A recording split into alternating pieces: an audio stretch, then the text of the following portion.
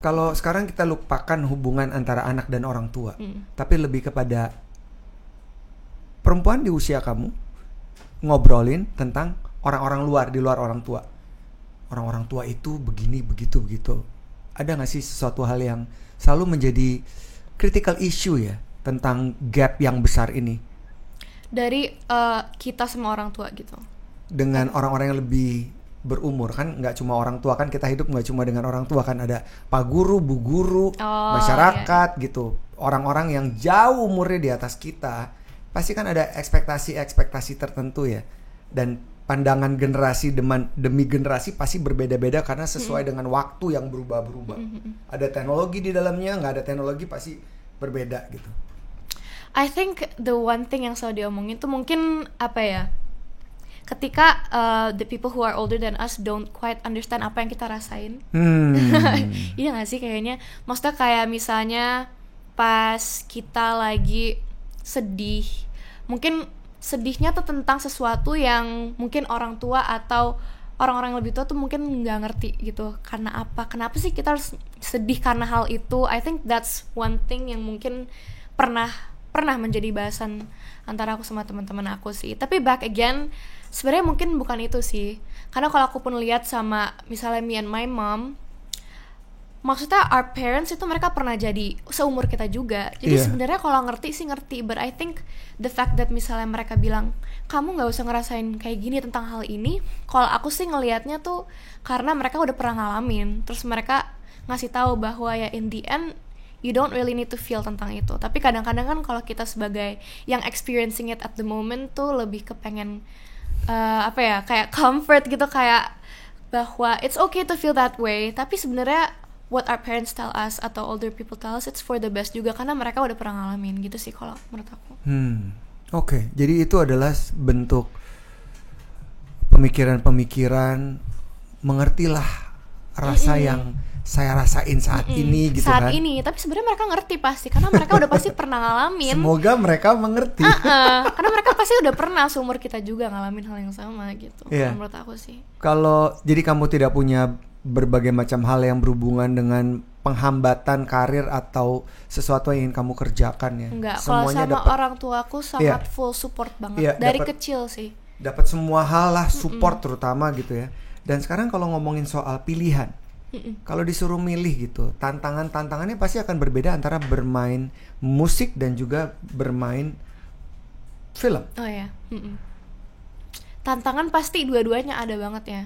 Dan kalau misalnya disuruh milih antara acting atau nyanyi, itu adalah pertanyaan yang selalu ditanya ke aku, tapi aku nggak pernah bisa jawab karena memang aku suka banget dua-duanya. Tapi they both have their own challenges gitu. Kalau dalam nyanyi tuh yang pasti kayak kemarin ini aku udah lama banget kepengen rilis lagu aku sendiri. Terus akhirnya bisa rilis single aku. So I think kalau dalam nyanyi berkarya terus itu selalu menjadi mungkin sebuah challenge buat musisi ya. Kayak nggak pernah absen untuk berkarya, dan juga gimana caranya nggak cuma suara dan musik kita, tapi di saat kita perform itu orang-orang bisa enjoy sama penampilan kita, ikut terhibur gitu.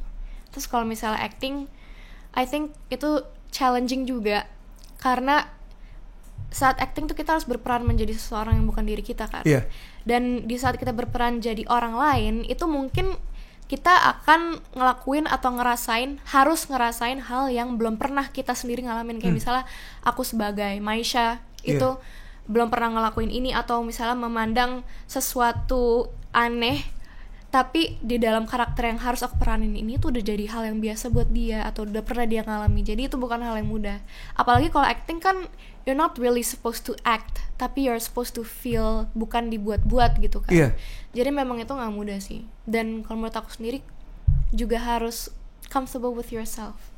Ya kayak kamu dari musikal terus syuting di Ku Lari ke Pantai ya? Di beberapa kota sampai ke Rote, terus main bangku kosong. Itu kan beda-beda ya. Beda-beda, bener. Ya itu challenge juga sih, karena dalam acting tuh kan, apalagi ya acting kan tentang orang ya, dan orang-orang semua itu berbeda karakter mereka, personality-nya. Jadi apalagi kalau misalnya genre-nya berbeda juga, kayak misalnya drama sama horor itu kan beda dong. Bukan hal yang mudah juga sih untuk ganti genre dan ganti peran.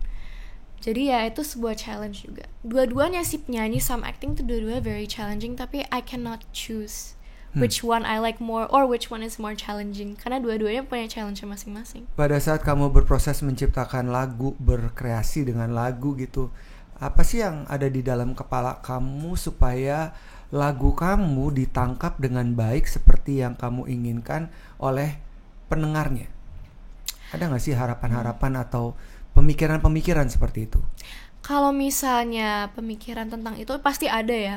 Karena kan apalagi buat single yang baru ini kan aku memang nulis lagunya tuh bareng sama teman-teman aku dari Juicy Lucy dan juga A&R aku dari Emotion kan. Dan memang saat kita bikin lagunya kita workshop. Dan sebenarnya dari single ini kan judulnya Jungkir Balik kan. Pokoknya ceritanya itu tentang mungkin aneh lagu judulnya Jungkir Balik.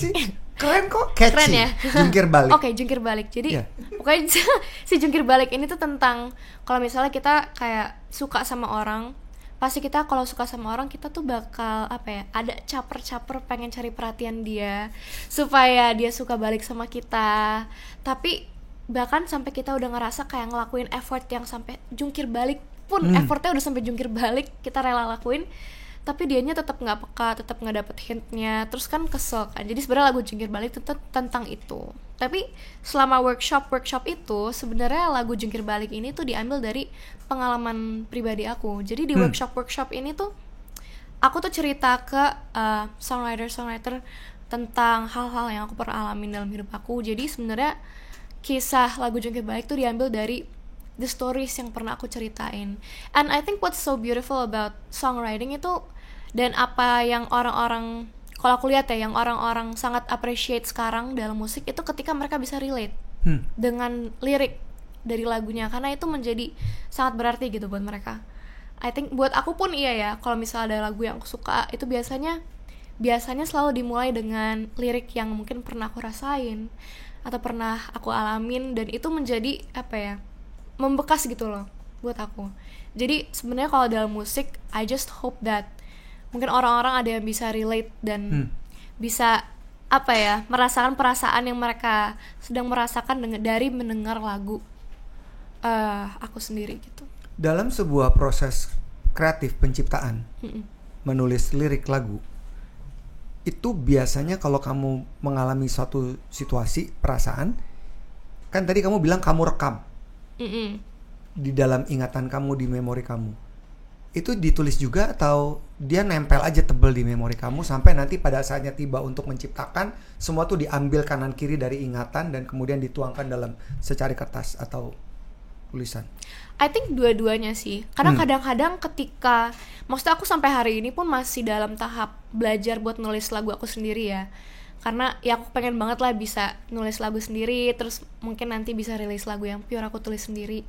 Dan I think dua-duanya works sih buat aku, karena kayak misalnya aku lagi ngerasain sesuatu, misalnya marah atau sedih, kadang-kadang tuh nulis lagu tuh bisa jadi media pelampiasan yang tepat buat aku buat membuang emosi dan menjadikannya sebuah karya gitu. Dan it makes me feel so much better gitu kalau misalnya lagi sedih atau lagi marah, terus ditaruh dalam lirik, dalam nada, itu membuat aku ngerasa so relieved. Tapi kalau misalnya kayak ngumpulin semua yang aku pernah rasain, itu juga berlaku sih. Kayak ketika aku lagi bikin lagu dengan songwriter itu seperti itu, kayak menuangkan experience aku dan akhirnya membuat lagu dari experience tuh kayak gitu juga bisa. Apakah selalu berhasil menumpahkan semua dalam sebuah narasi? Tentu tidak. Tentu tidak. Banyak banget. Maksudnya sampai sekarang kan aku masih belajar juga nulis lagu. Banyak banget challenge-nya, karena dalam nulis lagu kan nggak cuma menuangkan perasaan aja, tapi gimana caranya itu bisa menjadi lirik yang kata-katanya oke, bagus, terus nadanya juga kita harus cari, terus kira-kira nanti musik kayak gimana. Jadi memang banyak sih layer-layer dalam penulisan lagu yang memang harus dipelajarin, and it's not easy. Sampai sekarang juga aku masih belajar buat gimana caranya bisa gitu. Siapa mentor kamu dalam menulis lirik lagu? Kalau menulis lirik lagu sekarang sih aku lebih ke explore with myself first. Cuman rata-rata sih aku selalu sering ya pasti dengerin musik. Ketika aku denger musik yang aku suka atau lirik yang aku suka, aku tuh suka misalnya keep that in note sih biasanya. Kata-kata apa yang mengena banget di hati aku suka catet for reference di future ketika aku nulis lagu gitu, kayak gitu sih biasanya. Siapa referensi musik kamu? Wah, banyak banget. Tapi kalau sekarang ada satu penyanyi luar sih yang jadi idola aku banget, namanya Olivia Dean. Ceritakan tentang Olivia Dean. Olivia Dean sebenarnya aku baru discover her sekitar setahun sekarang. Dan dia udah jadi so quickly jadi idola aku banget dalam nyanyi, karena aku rasa semua karya dia dan the way she dresses, her personality itu semuanya sangat dekat dengan aku dan what I want to be gitu. Jadi lagu-lagu dia, topik-topik lagu dia, lirik-lirik dia yang dikemas lucu tapi tetap ngena di hati, itu kayak sangat membuat aku touched gitu. Jadi si Olivia Dean ini selalu jadi inspirasi aku sih sampai sekarang kalau tentang lagu dan juga stage act juga. Dia tuh sangat entertaining dalam panggung, jadi aku senang banget nonton dia.